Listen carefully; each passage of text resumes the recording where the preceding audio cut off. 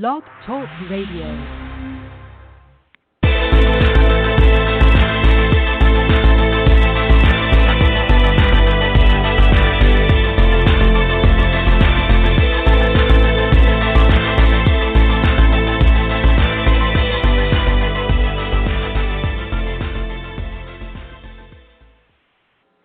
Hello and welcome to Virtues of Peace. My name is Hope Elizabeth May. I am joined by Taylor Ackerman.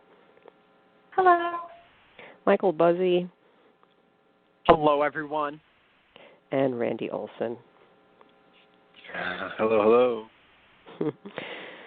So we are back after a small hiatus, and are also back to an issue that we first talked about back in August when we marked the 75th anniversary of the bombings of Hiroshima. And there's been some developments on that issue recently, this past weekend, coinciding with another 75th anniversary. And actually the events that happened this weekend were intentionally, they were trying to do this to match up with this anniversary date, which is the 75th anniversary of the entry into force of the UN Charter. And so the timeline is, Hiroshima and Nagasaki dropping the bombs in August, and then in October, the UN Charter enters into force in 1945. So coinciding with the 75th anniversary was the international campaign for the abolition of nuclear weapons, pushing to get the 50th ratification, which does trigger a new era in the conversation about the legality of nuclear weapons. So this is a sort of introduction show to that treaty, to some just basics about international law. It's a sort of 101 show. I don't know if we'll get through all of the issues in an hour, but our show resources page at virtuesofpeace.com has a number of different resources, including the text of the treaty itself in English. You can, of course, access the text in other languages as well. We will be focused on primarily on what's called the preamble, which is the sort of philosophical statement, the sort of spirit behind the treaty. Following the preamble, you get like the legal language about articles and so forth, but we're going to be focused on a few sentences in the preamble, so that's where we're going. I just want to say a couple words about the title. So, think we must. And this actually is a phrase used by Virginia Woolf in one of her essays called Thoughts of Peace During an Air Raid. She says, think we must there. And that we use this phrase because that really does connect with the themes of the shows that we did in August, stressing a revolution of thought, a new way of thinking, and basically, people who have written about the nuclear issue stress this: we need to change our thinking. And so I want to connect with that. Maybe it's not such a change, but on this podcast, we like to look to the past for wisdom and a lot of these voices that have been silenced, such as Bertha von Suttner, who I may mention later on today, but one in particular, and you can access this on our show resources page for today's show. It's an essay that I have repeatedly mentioned, and that is a 1907 essay by Elihu Root, page 1, volume 1, issue 1. You can go to the show resources page and see the PDF yourself. Page 1, issue 1, volume 1 for the American Journal of International Law. What is the very first article titled, A Need of a Popular Understanding of International Law? That is 1907. And really, to start to wrap your mind around the nuclear issue and this treaty, you have to have a popular understanding of international law. So that's our goal for this show and perhaps the shows that will come after it. So just a little bit about the history again about this treaty. It began to be open for signature on September 20th, 2017. So first the UN had to agree to allow it to be open to signature, and that happened, I believe, in July 2017.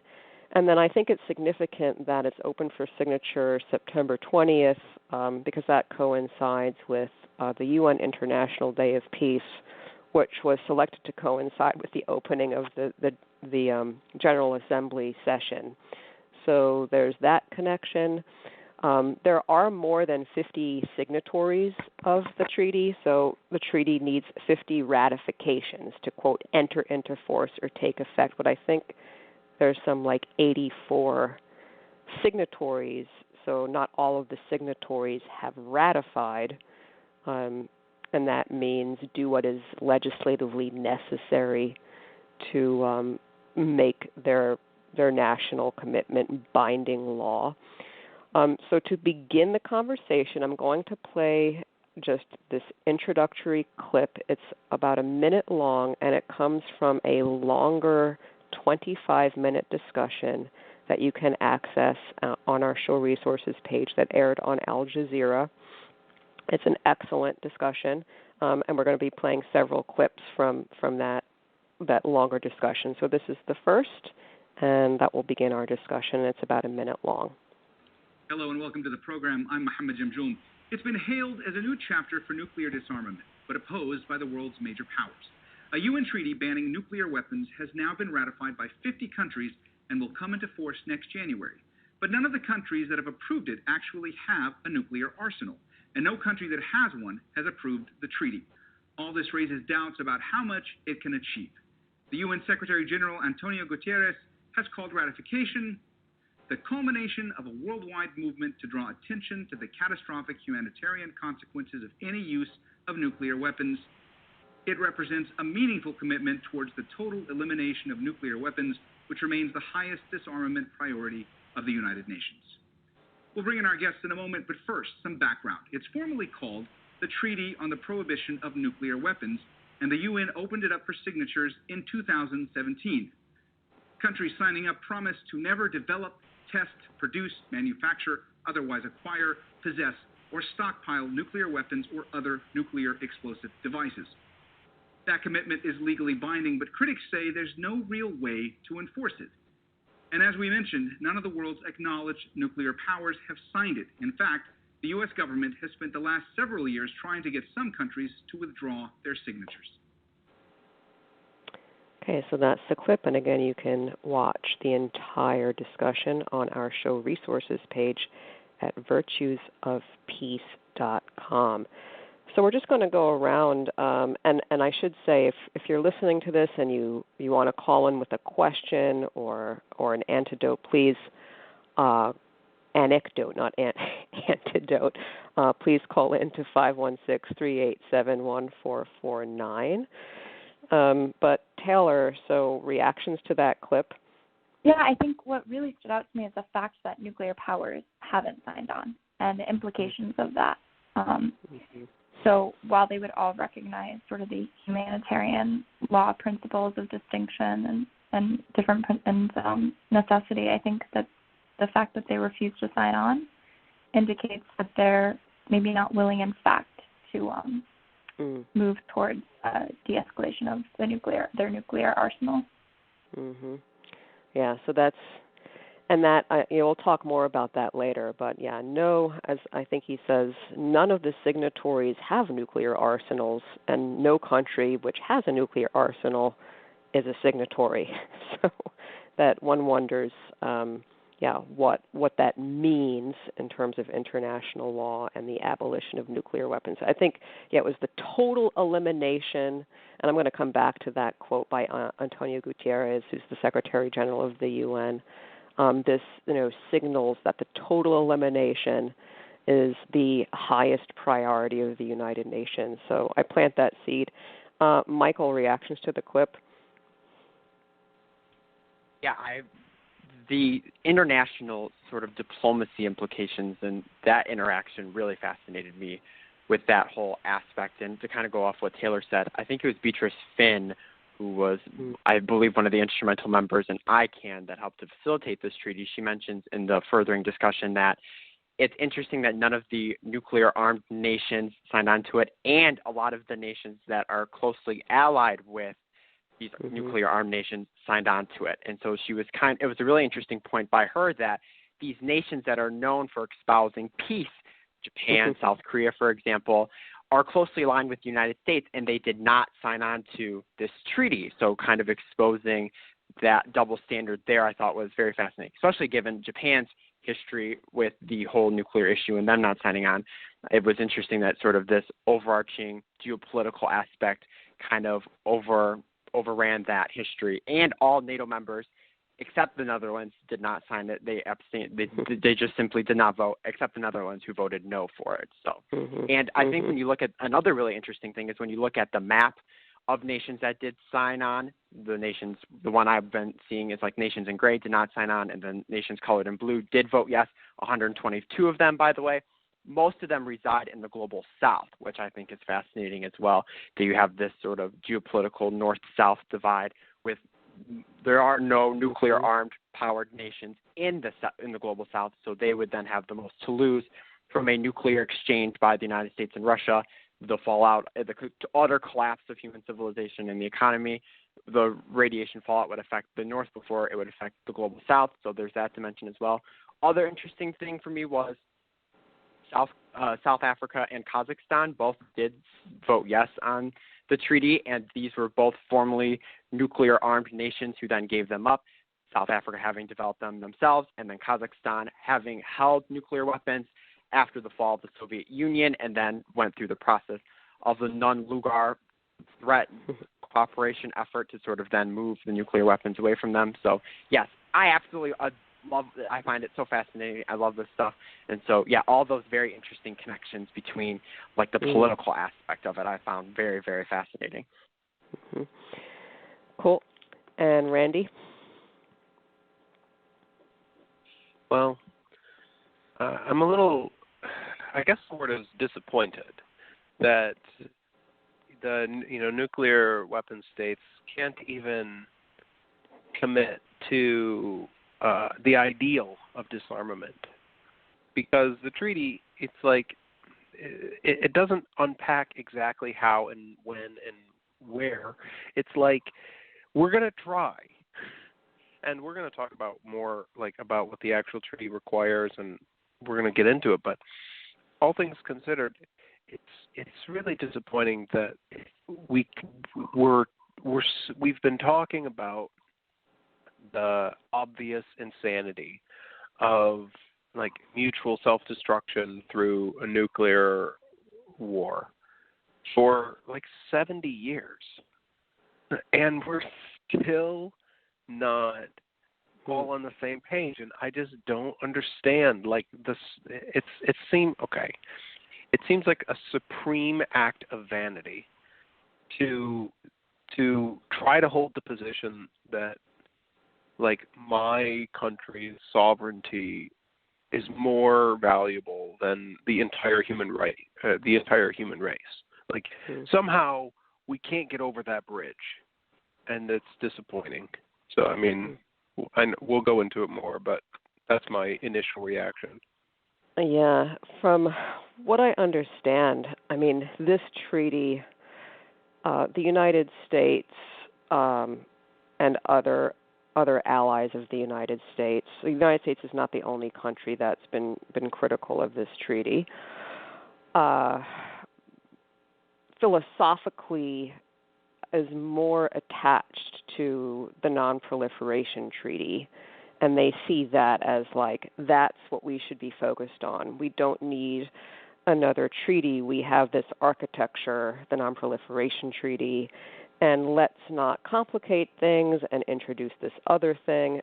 And I think that I totally understand the movement that arose because, as we have discussed on this show, the non-proliferation treaty is not being complied with. I mean, there's an article in there, I think it's Article 6, that requires nuclear weapon states to dismantle their arsenals. And as we have discussed on this show, the Marshall Islands took their complaint to the International Court of Justice. Only the United Kingdom really seemed to entertain the argument. So this is the other thing. When Antonio Guterres says, this shows, we are totally committed to the elimination of nuclear weapons and it's the highest priority. Well, the court of the UN, the International Court of Justice, dismissed on technical grounds. There were dissenting judges, to be sure, but the court dismissed on technical grounds the Marshall Islands complaint. And again, all they're asking to do in that case is to have the International Court of Justice put, some kind of pressure on the nuclear weapon states to keep their legal obligations and denuclearize. And so that's sort of like an aha moment when that happens with the International Court of Justice. A lot of people are just totally unaware of that, I think, and so that's why we, talked about it on some of our shows. But in terms of just like, and I know, Antonio Guterres is a, different Secretary General, but I just wonder about the rhetoric as well from the UN, and we also have to sort of look at its court, and that requires looking at the judges on the court. So it's not just the court. We have to penetrate the, or as we say is said in business law, pierce the corporate veil. But in this sense, it's called pierce the bureaucratic veil of the UN and the International Court of Justice and reach the actual states that are sort of behind the scenes, if you will, and the judges that are on the court.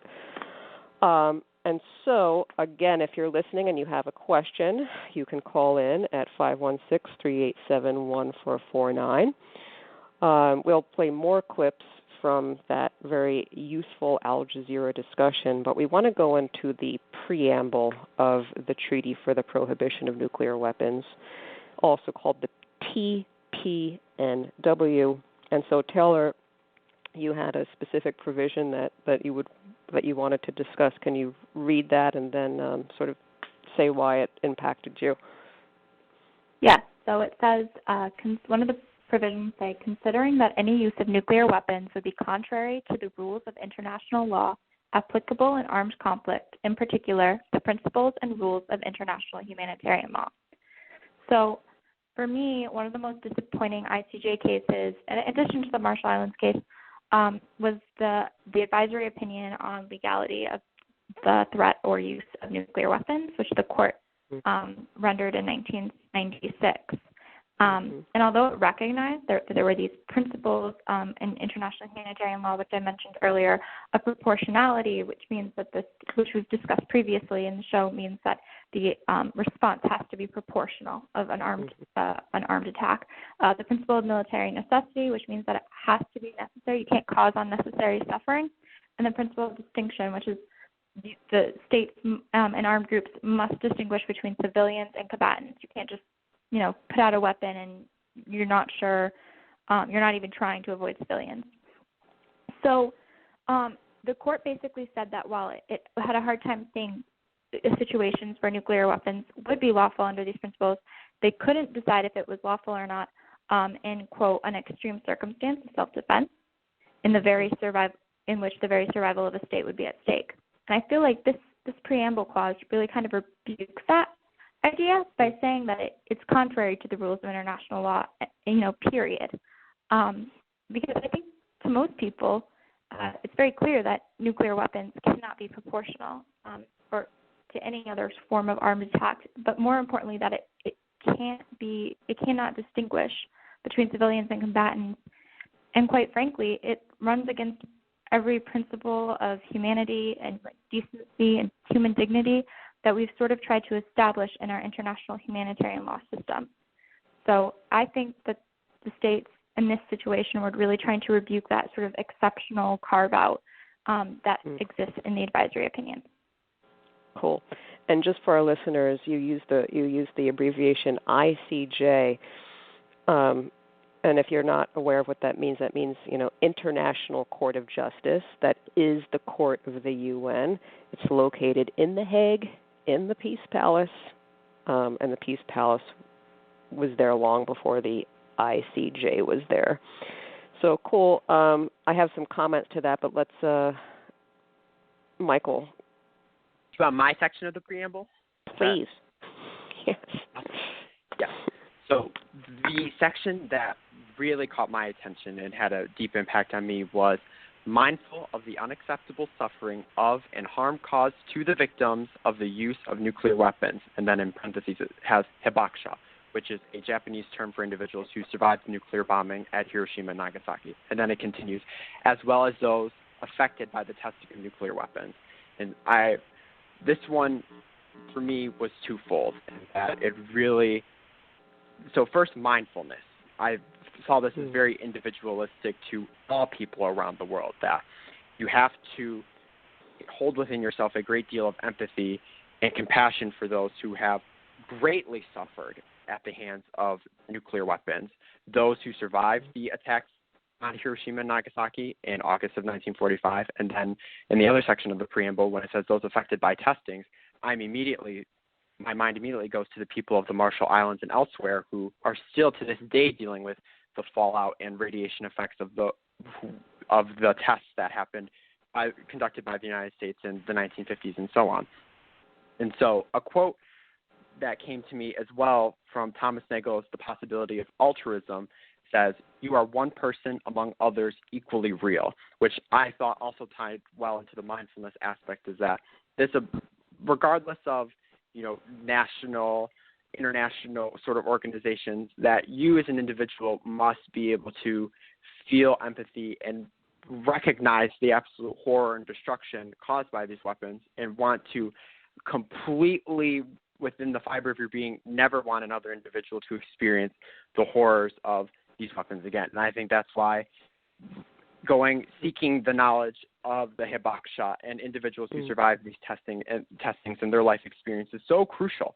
They have a very unique and profound insight into resilience and perseverance and the effect of these weapons on individuals. And I find that very applicable as people sort of start to grapple with this. And I really like the quote that you said towards the beginning of the show, Hope, that there is a need for popular understanding of international law, because when I've discussed this treaty with individuals who are older than me, than even within my peer group, there's sort of this basic understanding that, nuclear weapons are bad, and if we were to be affected by them, that would be an absolute travesty. But then there's this immediate sort of, I would say, political reaction that comes next, and they'll say, well, Michael, we as the United States cannot simply give up our weapons, because in nations like Russia, North Korea, and China will then have them. And then what does that mean? And so then that's sort of where their mind immediately falls back to. So it's all about this furthering of education, being mindful, recognizing that there's this sort of overarching, seriously adverse issue that exists, and that regardless of the sort of political inclinations that most individuals hold when they think about this nuclear issue, that it is an overarching humanitarian one, and that was sort of the greater implications for me, and an interesting insight from talking to individuals, and further encouraged me to, educate people on this issue so they can then get to that mindset and understanding. Thanks. Randy? Well, first, I'd like to briefly comment on what Michael brought up, because it triggered something cool for me. And then I'll transition. Cool. This word mindfulness in the context of nuclear weapons is reminded me that there's an appropriate psychological reaction to the fact that we have developed technology that can annihilate all of the human progression that has taken place. there's like a non-trivial component to that, and there's initially fear is probably the appropriate response, which I mean I'm sure occurred during the Cold War, but now there's like this air of seriousness to like, wait a minute, like we really need to take this and think about it. And so like the nuclear issue kind of forces that into our consciousness because it's so enormous. So anyway, I just wanted to bring that up. Mm-hmm. So on that note, one of the other things in the preamble, it says, emphasizing that nothing in this treaty shall be interpreted as affecting the inalienable rights of its state parties to develop, research, production, and use of nuclear energy for peaceful purposes without discrimination. In other words, nuclear weapons are a technology. They come as a production of learning a tremendous amount about energy and the manipulation of energy. And so the United Nations has a organized unit which is responsible for monitoring the progression of that technology around the world. And different departments of different countries are going to be doing different kinds of research. And when it comes to anything that has to do with nuclear energy and nuclear power, there's an organization called the International Atomic Energy Association, the IAEA. And what they do is basically go around, and they're the people who are doing the tours, or like when nuclear weapon states have to get an inspection, right? It's one of these people. They show up and they look around and they're like, yep, everything seems like it's going according to plan. And I guess the word is flabbergasted by how amazing we, I guess, take for granted how these working parts, these moving pieces can all slide into place so that, yeah, you can actually pursue technology that is absolutely catastrophic. The enrichment of uranium is one form of technology that has catastrophic implications. But it's like, that's not the only thing you can do with the technology. And we're going to make sure that there's a whole body of people who make sure that the research is going in the right directions and what it's being used for has, everybody's best interests in mind. And of course, there's an idealism packaged into that. But in any case, there are people thinking about this, and then there are institutions in place that have organizations that do the actual inspections, that make sure everything is going according to plan, and that's just the general skeleton for how all that happens and how that works. Last piece about that, right? So the same organization has partner sister organizations that are responsible for like licensing and giving the little stamp of approval on the actual like software for the computer programs that do things inside of the hardware, which that becomes a very useful thing to know because, okay, we have all these devices that are monitoring things in all over the world, and somebody has to be able to look at those screens and figure out what those things mean in order to report things to other people for these committees, right? So there's these big conversations happening all because of technology, and learning to distill that technology into meaningful conversations and measure progress is all happening. And the IAEA is one example of an organization doing that work, which is part of this bigger picture of nuclear proliferation and the disarmament of that nuclear arsenal, all of that. Yeah, thanks for that. And we played, when you go back to the shows that we did back in August of this year, we briefly mentioned and also played a clip from President Eisenhower's Atoms for Peace speech. And if memory serves, that speech laid the foundation for the IAEA, and to this day, I'm pretty sure that their motto is Atoms for Peace, and so that's a kind of revolution of thought, right? That we have this technology, but let's pursue what we need to do to make sure that this technology, powerful as it is used for peaceful purposes, for the uplift of humanity. I before reading the sentence that I chose from the preamble, I just want to open it up to first Taylor and then Michael, if you have any comments in light of anything that has been said thus far. So Taylor first. If not, they can just say no. If yes, go ahead. Well, I think what's interesting is when we go back to this idea of education and international law that you brought up at the beginning, even though I've taken a lot of international law classes, I never really thought about the technology exchange and the importance of sort of this technology exchange that Randy brought up. I think it brings to the forefront that a lot of issues in the treaties are best understood through a variety of lenses. And especially with nuclear weapons, how there's this inter-exchange between the technological necessity and the needs of, humanitarian protection. And I think that's just very important to keep in mind when looking at treaties, that there's more considerations in the creation of an international treaty and international obligations within the international community than maybe someone sees in the text, as a purely textualist reading. But there's a reason behind every provision. Yeah, cool. Michael?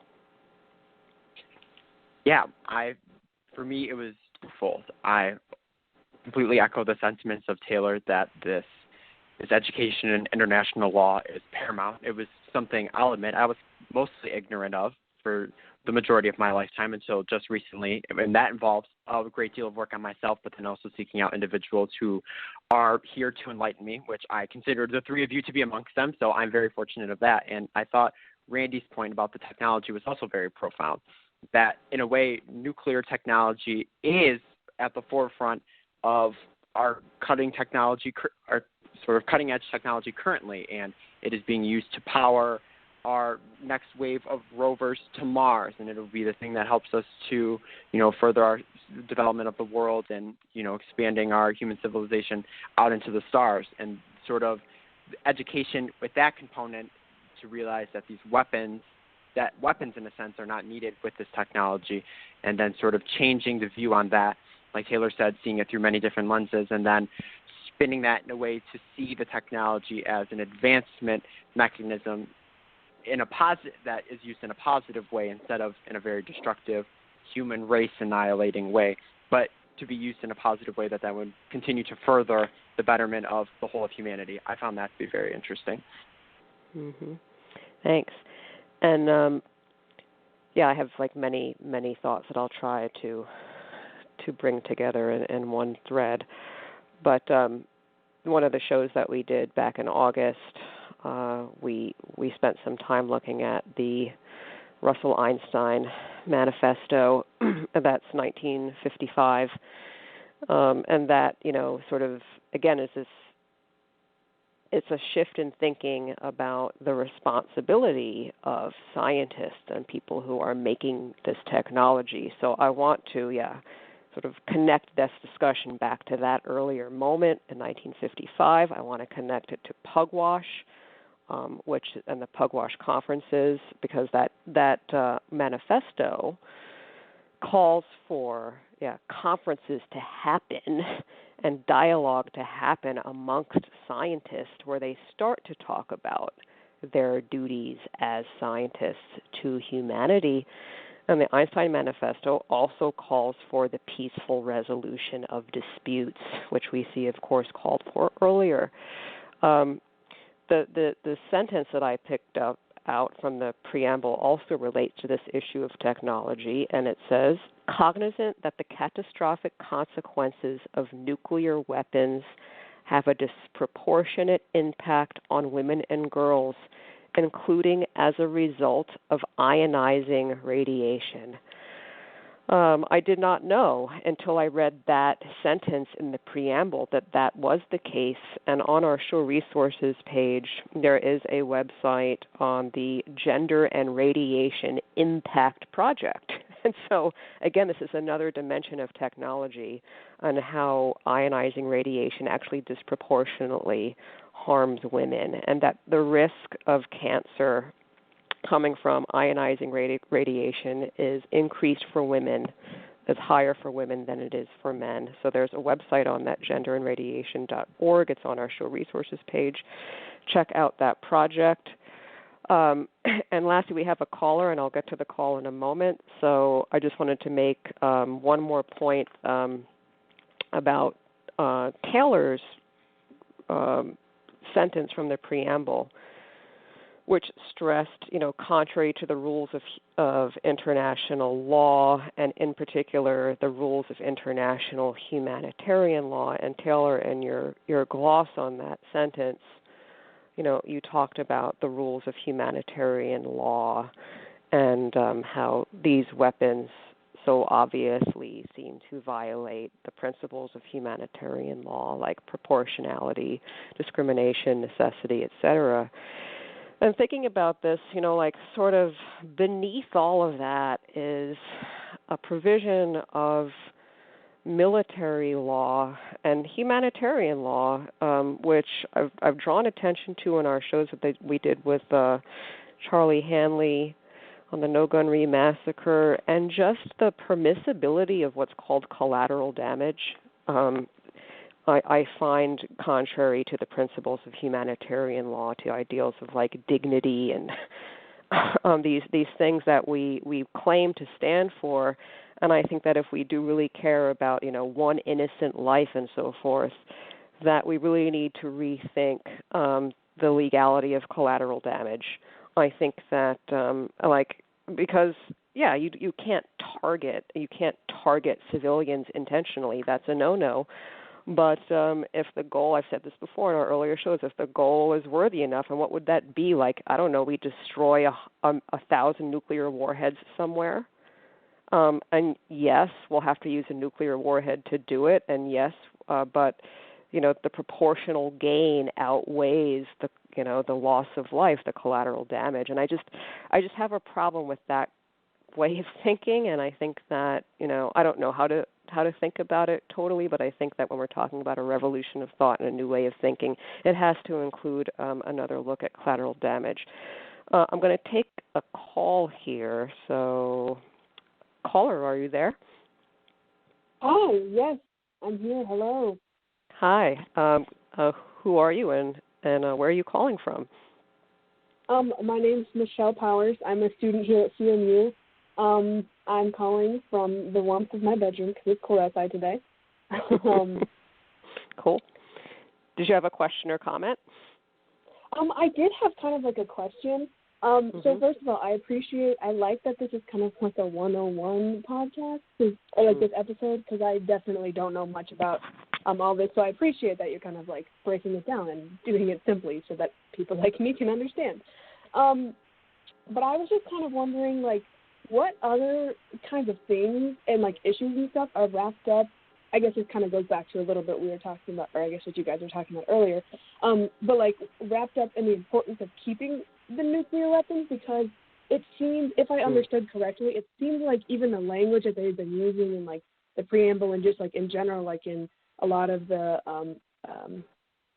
declarations and things that you have been mentioning, it seems that they really realize that they can't get a hold on like the damage that it does, and that there's really no way of like not targeting, or like even if they're not like targeting civilians, like there's no way to be able to rein it back and like not have that happen. So I guess I'm just a little confused why. I mean, I know it's not as easy as just like everyone saying we're not going to do it anymore, but I guess what other kinds of things is really stopping them doing that besides just like not wanting to be the first one to take that step, if that makes sense? So I'll take it first and just say I think that and one of the clips that we play sort of indirectly refers to this, but there's a dominant philosophy of deterrence that actually, like, you need these weapons. Like the possession of these weapons actually implies they're not going to be used. And so if we, start to get rid of them, like, not everybody's going to do that. And so we have to be, like, we're facing a world where, like, they're here to stay, and eliminating them is, or at least through this instrument, this is something we talked about in the beginning, like, this is not the way to do it. And I think people do realize they're bad. They just disagree about the way by which you get rid of them. And one of the sort of obstacles is this dominant philosophy of deterrence, which is the philosophy of NATO. So when you have to change your thinking there. So that's my answer. I don't know if anybody else wants to add, like, why are we not doing, like, why is this taking so long to get rid of? I can paint the picture. If we imagine a visual, like imagine a bank robbery, right? Somebody runs in and they have a weapon and they're trying to get something, which the whole age of imperialism, it's like we were trying to get stuff. People were going all over trying to get stuff. And sure enough, somebody ran into the bank with a grenade. And, everybody's on edge, like, okay, we definitely don't want that thing to go off. But now we're in a world where, like, 7 people in the bank all have their hands on the pin. And they're all just looking at each other. And the first person to put it down, on the one hand, like, the first person who puts that grenade down, like, they're definitely doing the right thing. But they also they lose all of their leverage. And so it's like there's a motive behind it. It's an old, ancient, power-based need to have a say in the conversation. And if you don't have a say in the conversation, the people whose hands are on the grenade simply push you out of the circle. So, I mean, that's at least the fear. That's the motive, right? That's the underlying, well, I don't want to not be able to contribute into the conversation. There's something close to that anyway. It's much more complicated, but that's enough to get, the frame there. Cool. Anybody else want to chime in? Yeah, I would definitely agree with both what you have said, Hope, and what Randy have said, that it's very, in a way, it's very primordial. Going off of what Randy said, going off what you said, Hope, it's very political. I think another reason for it is that once you have something, it's very, very difficult to give it up, especially when you factor in all those other things that we have discussed, this whole nature that if we were to be the first ones to give them up completely, then our quote-unquote adversaries on the global stage would still have them, and then, that would put us at a quote-unquote disadvantage globally than if they were wanting to, annihilate us off the face of the earth. I definitely think grave misunderstandings and mistrust that are deep-seated between the United States, Russia, China, North Korea especially, that is still something that is a major hurdle in the way. But I think in a positive light, one of the greatest nuggets I have found through my whole exploration of this issue was the non-Lugar Threat Cooperative Initiative that occurred in the late 90s in the Bill Clinton administration led by the Secretary of Defense at the time, William J. Perry. And it was this whole process where, so the Soviet Union has collapsed, and all of these Soviet satellite states that are now newfound nations have an immense amount of nuclear weapons. Once the Soviet Union collapsed, Kazakhstan and Ukraine both found themselves within the top 10 countries of the world with the largest nuclear arsenals. It was a huge deal. And so then their whole initiative was through mutual understanding, cooperation, that laborious work of building relationships. They were able to get these nations to completely denuclearize and dismantle their weapons facilities. And by giving them the things that mattered, economic support, understanding, credibility on the world stage, so you weren't instilling within them that they have something that is essential to their survival. And I think that sort of adverse, that deep-seated primordial reaction that this is, if we were to completely give these up, then, you know, our survival is completely at stake. I think that's a big factor as well. But it has been done, so that gives me hope that one day through this initiative and through the countless hours of work by amazing individuals all across the world, that we will one day hopefully reach a stage where we will no longer be a nuclearized, in a sense, weaponized world in that way. Mm-hmm. Cool. Taylor, do you have anything?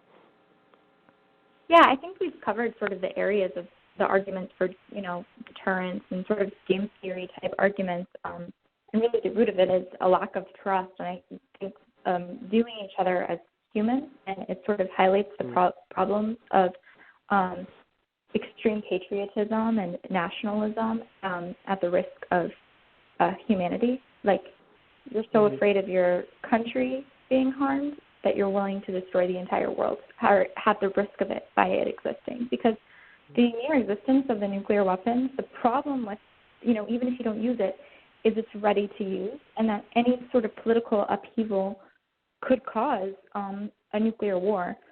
Because if one nuclear missile goes off, we've seen it in so many science fiction movies that kind of, you know, seems ridiculous.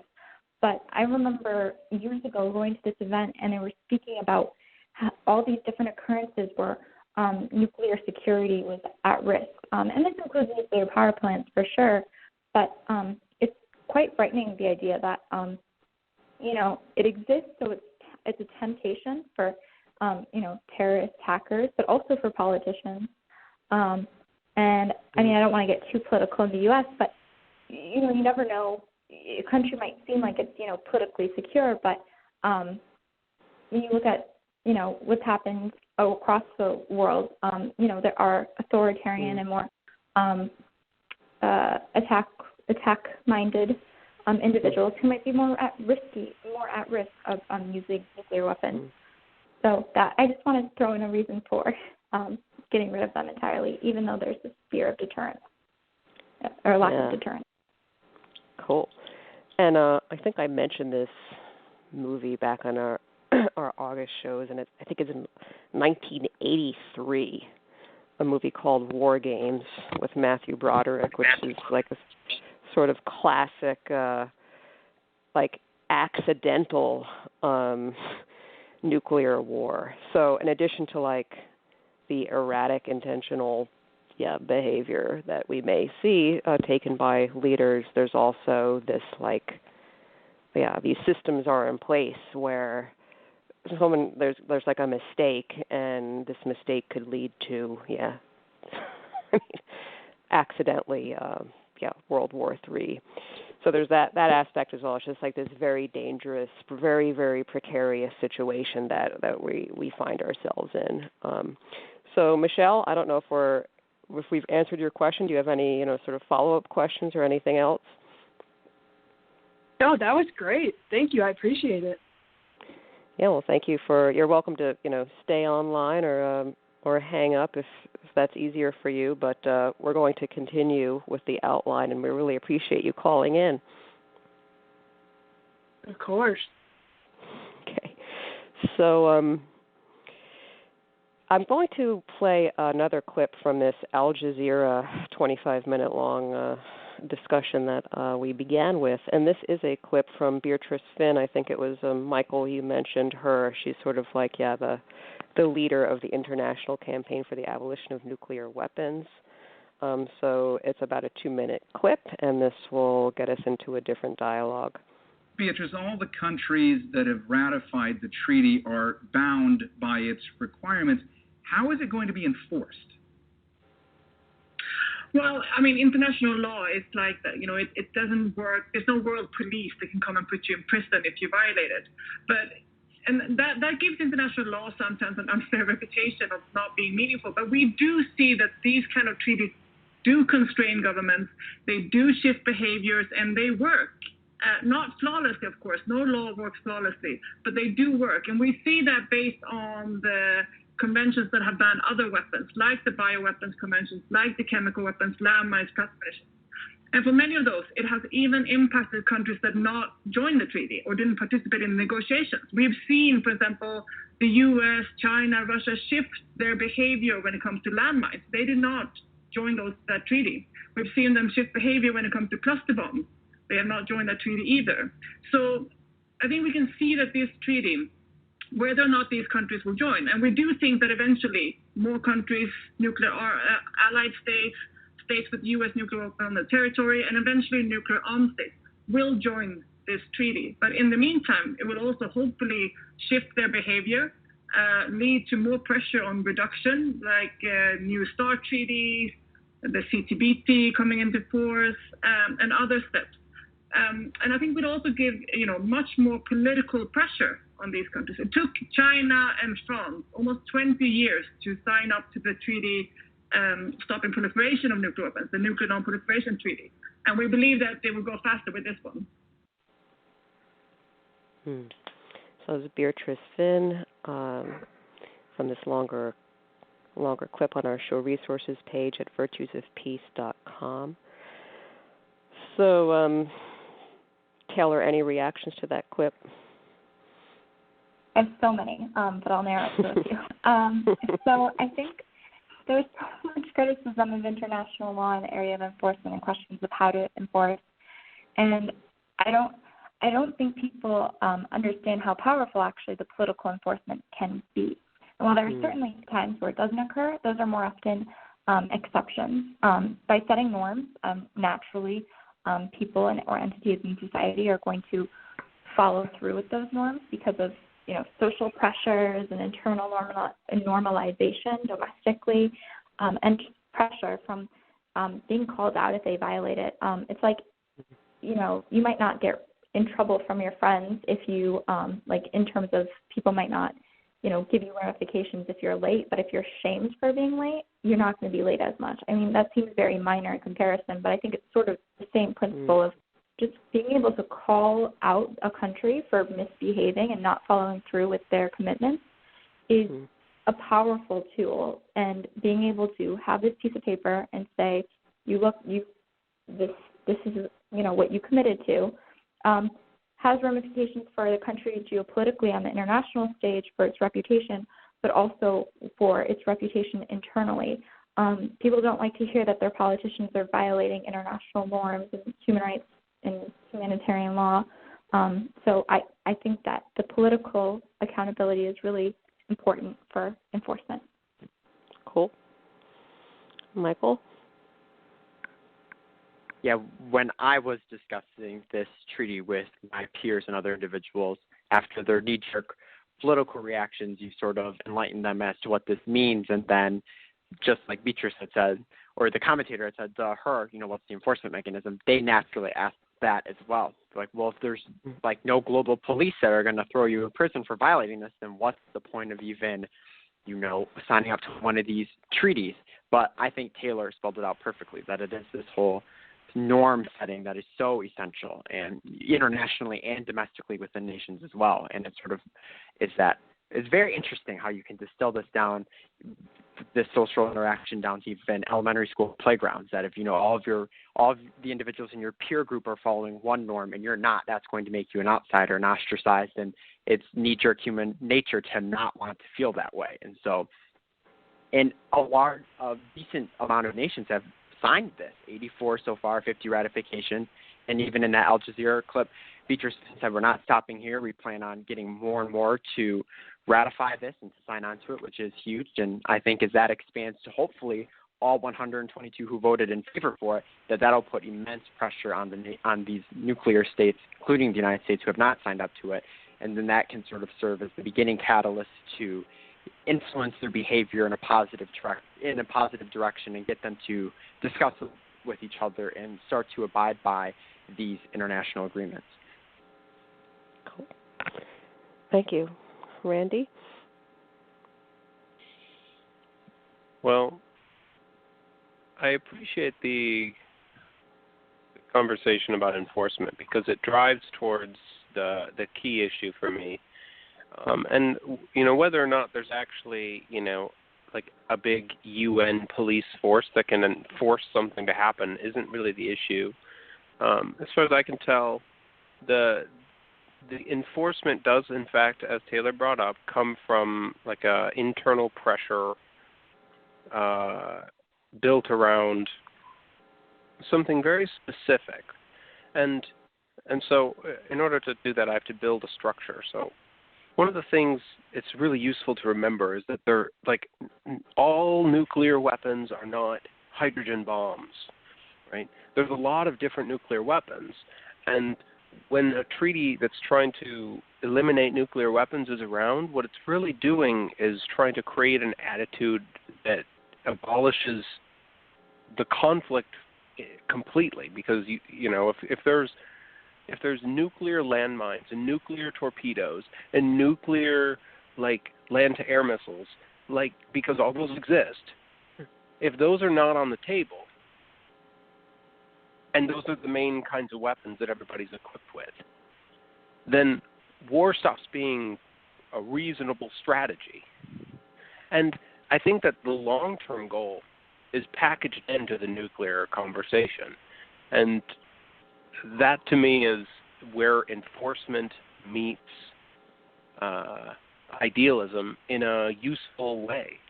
So I'm not sure if that's coherent, but the idea is we're not always just talking about getting people to dismantle the 2 gigaton bombs.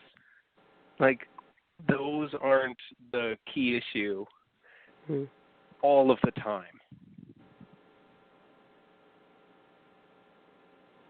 Because there are some. Yeah, no, that's all. Yeah, that's all. Yeah, and I also want to say that they're called dirty bombs, which are not, nuclear weapons proper, but they do release radiation, and so there are those weapons as well. Cool. I mean, I have many things to say in response. Anybody want to comment on Randy's comment? Yeah, Hope. I had a quick thing that I just wanted to interject that Beatrice Finn brought up in the Al Jazeera talk that I thought was also really profound. And, we're talking about this norm setting and stuff.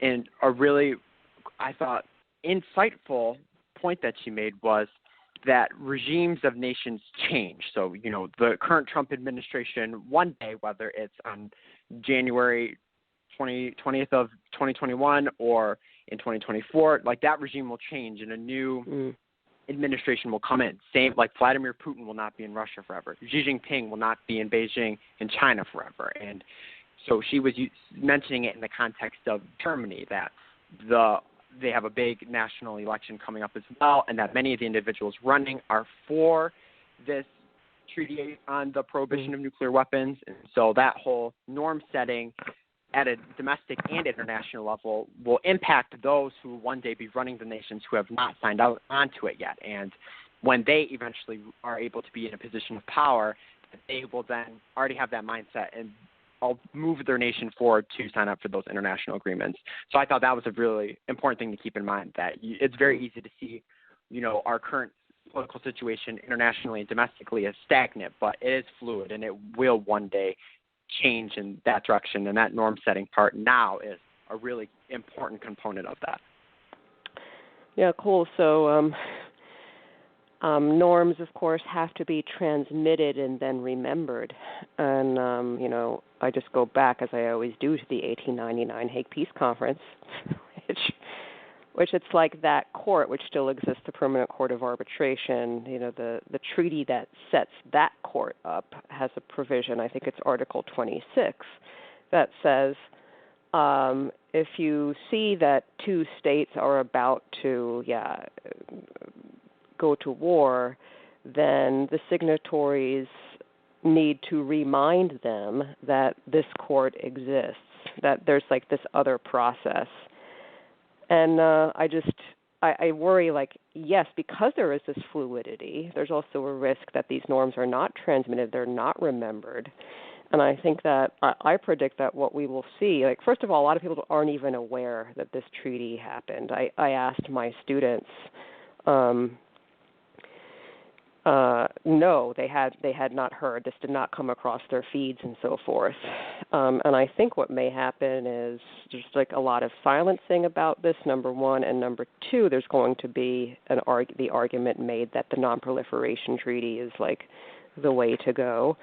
And the other thing is there's these structural problems. Apart from the fact that the people may change, there are structures in place that need to be changed. So I mentioned, the norm accepting collateral damage is one. Another one is that in the United States, the president has, no matter who the president is, has the sole authority. Like, there is no deliberative process that goes on between the president and the military. The president, him or herself, makes the decision alone whether to use nuclear weapons, and there have been, calls to change that structural piece. So I think memory and structure are things that we have to reckon with, and of course we've mentioned this on our show as well. Promise keeping, doing what you say you're going to do, is extremely important.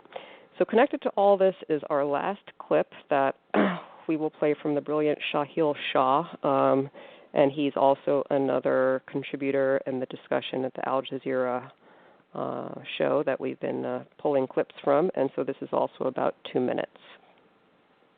Sahil, is disarmament actually possible now, or is this treaty just the 21st century version of the Kellogg-Briand Pact? That was signed in 1928. Its signatories promised not to use war to resolve disputes or conflict. That certainly didn't prevent World War II from happening. Well, I think all of us would like to think that global disarmament is possible given the immense risks attached to nuclear weapons, but the main nuclear weapon states in the world today believe that the environment is not conducive for nuclear disarmament to occur. This is their main argument that they use. But the TPNW will inevitably change discourse on nuclear weapons, and it'll change how we think about them, how we speak about them, as well as who thinks and speaks about nuclear weapons. And, the countries that reject it, they have vested interests in the military status quo. They have interests in being able to project power and benefit financially. And at the end of the day, the idea that maintaining stability and nuclear weapons go hand in hand is just based off of sophisticated political, academic, and military theories. And even though some countries have turned them into doctrines, at the end of the day, they are just theories. And the TPNW flips those theories on their heads, and it memorializes all those that were affected by the production, testing, and use of nuclear weapons. And it calls everybody to be accountable for what they've done to the planet and to those populations, and continue to put us all at risk. So well said. So, Taylor, reactions to that? Oh, sorry, I had a tech problem for a minute. So I want to discuss the constructivism in IR. So one of the international relations theories is that our norms are socially constructed. And so one of the things that stood out to me about this idea of, the environment changing would be that the environment is basically set socially by other states. And so, I guess people could argue that there are other theories of IR, but I really think in terms of understanding sort of the nuclear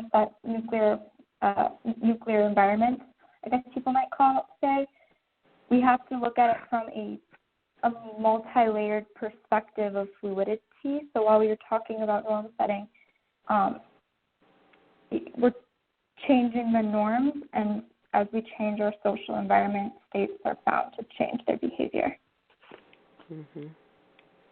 Okay, so constructivism. And I as you all know, in addition to this fluidity, there also seems to be, something that persists through these fluid changes, and that is, what do we call it? Like the humanitarian impulse, or norms that are being created to reduce suffering, this kind of thing. So I see that as like, and like to complement the fluidity is also this project that persists through time, around which international relations, have been organized. Where that's coming from, that's also subject to philosophical debate, whether it's like natural law or reason or just coming from society, what have you. That's a conversation for another day. Okay, Michael? Yeah, I agree with what you had said, Hope. I thought Shahil Shah's comments were very well said, and his whole rhetoric of, this current treaty flips the theories of the past throughout the entire second half of the 20th century of, our way to protect ourselves internationally is through mutually assured destruction and all of this, and our current understanding of, what it means to be secure internationally. Like, this flips it all on their head and completely changes, hopefully, the discourse of how we will go about thinking this. I thought that was very reminiscent to Shinzo Hamai's peace declaration in Hiroshima in 1947. His whole declaration of this process requires us to have a revolution of thought. I thought the sentiment was very similarly echoed in the Russell Einstein Manifesto, that this has to change the way in which we think about warfare. And that, this should hopefully, it seems to me to be just a further reiterating of this point that has been continuously said since the droppings of the atomic bombs on Hiroshima and Nagasaki, that it truly requires us to utterly change the way in which we have thought of things for a very long time.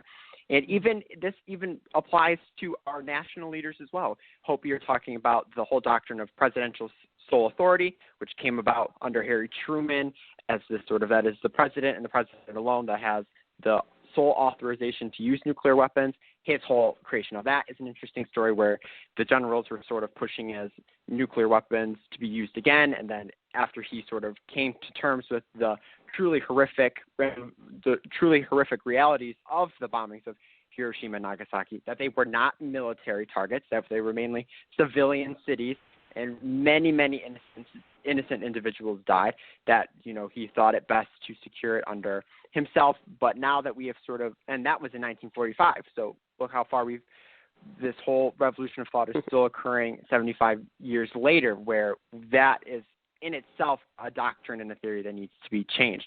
And even, it's interesting, I have been making my way through the Perry Foundation's brilliant podcast called At the Brink, which I would highly recommend anyone to listen to. It's absolutely phenomenal. They had Bill Clinton, former President Bill Clinton, on there, and they were questioning him about how would you feel about changing the doctrine of presidential sole authority. And while he expressed sentiments that he was open to the idea of changing it, he was still hesitant as to getting rid of it. So still, we have to further try to bake these norms into the next generation. It's something that needs to be continuously reiterated, and it's going to take a long time. It is a hard process. I mean, look, we only reached this point currently with the Treaty on the Prohibition of Nuclear Weapons 75 years after the initial atomic bombings of Hiroshima and Nagasaki, and all those efforts throughout that time to get to this point. So, but I think that's twofold, and that it shows you how much work there is left to do, but also you can feel a sense of hope and how much work has been accomplished. And I have faith that through the continuous efforts of many individuals around the world, that we will hopefully reach a point where we have been able to denuclearize. Cool. Randy? So the clip reminded me of something we've talked about in the past. And so this idea of a normative framework and how it's built on, like, it's built on something. And the question is it states? Is it individuals? Is it beliefs? Is it, it's just like, what is that framework standing on? And I think because we're doing an introductory show, it's useful to sort of build that frame very generally again. We're thinking in the biggest frame possible. We're asking, okay, why is it okay to use a nuclear weapon? And it turns out you can't ever answer that question legitimately. So we need to find a way to remove this capacity from military, from now forward. That has to be the case because, okay, well, they're just going to keep getting bigger and stronger, and that just makes the threat even bigger and bigger, even though it's already infinite. So what are we going to do, and who's going to be the one to do it? And so, what we've done is we've outlined all of these courts and organizations that have their role to play in the big picture of disarmament and how that all feeds into a single treaty, which is on the table right now, or in 2017. And still, this question of norms comes back, and it's like, okay, but the thing that really has to change, which we said a dozen times today, is there has to be a revolution of thought. And people really need to let go of really it's teleonic response, right? It's the, eye for an eye. It's the reflex of fighting.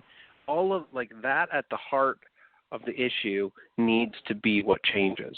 The idea of retaliation, the idea of using force as a means to resolving disputes, that's really at the heart of it, and that's the piece that has to get changed. And all of these organizations and all of these courts and all of these things are small steps along the way through which our individual norms, our individual behaviors manifest themselves up on higher scales such that we don't think of swinging the second we don't get our way.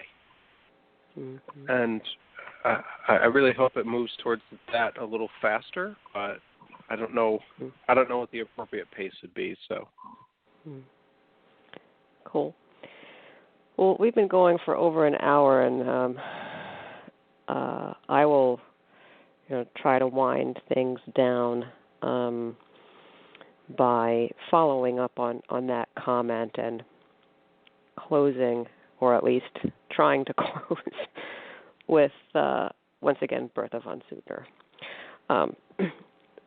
So she, again, wrote this book in 1889 called Lay Down Your Arms, and became a leader of the Peace Through Law movement, the objective of which was not to eliminate certain weapons, but to eliminate war as a means of settlement, dispute settlement.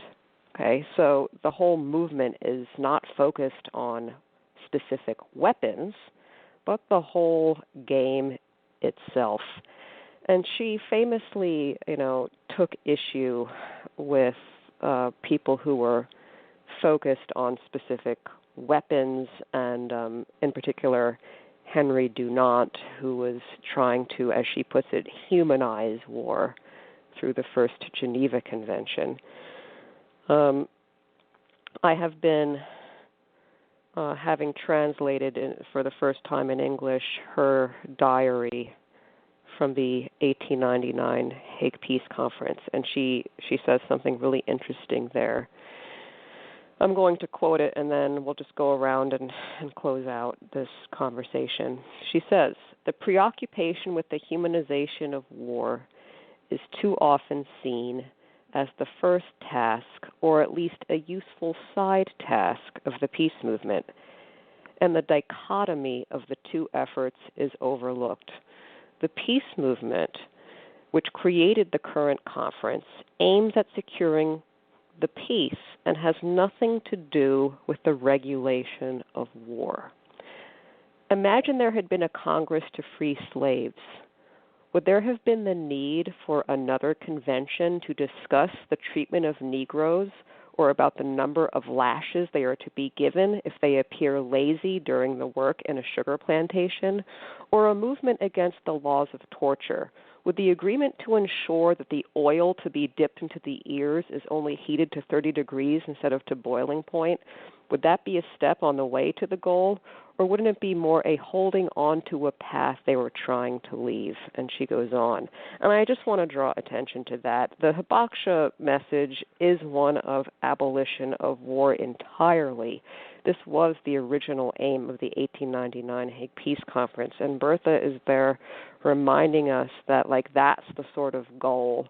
And maybe we get rid of one evil, nuclear weapons, but the evil itself is this way of solving disputes. So, and if you have the presence of mind, and if you want to look up the German, it's June 7th, 1899 that she writes those words in the German. So I'm just going to go around, beginning with Taylor, closing out. But actually, I think Taylor's having some technical difficulties, so I'll move on. I can do it. Oh, okay. Go ahead. Sorry. I was trying to run away from noise. Yeah, go ahead. So I guess the thing I think that really resonates, especially what you just said, Hope, is this idea of this deeper evil and the fact that conflicts are occurring and the fact that principles of humanity and dignity are being dismissed all the time. And I think one of the reasons nuclear weapons really stands out is it's, could be like the destruction of humanity. But if we keep acting in a way that puts nations first and, really focuses on sort of power and this game theory of mutual assured destruction and deterrence, we risk, losing humanity as a whole.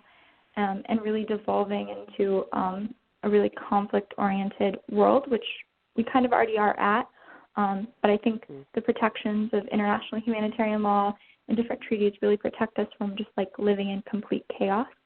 And so I think that's why, to me, the nuclear weapon, the focus on the abolition of the use, the abolition of the abolition of the presence of nuclear weapons is so important because it's sort of a case study in how we get countries to stop, stockpiling weapons and whatnot. So that's my thought. Thank you. Thanks. Michael?